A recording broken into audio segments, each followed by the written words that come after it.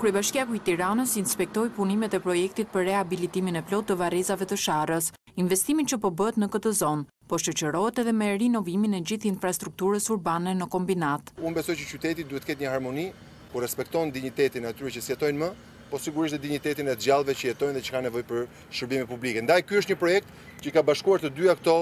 nocione. Ne po punojmë për pjesën e varrezave, ndërkohë dhe dy akset kryesore, që është rruga nga Ndroqi në Tiranë, segmenti Vajqar Kombinat, është thuajse drejt përfundimit, dhe gjithë rruga Lekza Aria, e cila lidh një pjesë madhe të zonave rurale përreth kombinatit për 6.000 banor. Projekti i rehabilitimit të varrezave parashikon edhe krijimin e një numri të konsiderueshëm vend parkimesh përgjatë rrugës, që do u shërbej kryesisht familjarëve që vizitojnë varrezat ku prehen të afërmit e tyre. Për herë të parë do të kemi një sistemim të parkingut në 300 e ca metra për rreth 100 vende parkimi në pjesën jugore të varrezave, si dhe sistemimin e parkimit brenda, pra për të siguruar që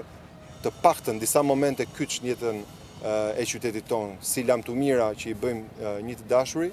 tjetë dhe ky një moment dinjitos. Kryebashkiaku Velia i veçoi faktin se pjesë e këtij projekti janë edhe varrezat murale, faza e parë e të cilit ka përfunduar dhe ku pritet të transferohen fillimisht eshtrat e ushtarëve të huaj të rënë gjatë luftrave në vendin tonë, apo edhe të varreve të braktisura. Me projektin e varrezave murale do lëvizim brenda këtij viti për t'ju thënë qytetarëve që për varret braktisura, për qytetarët huaj të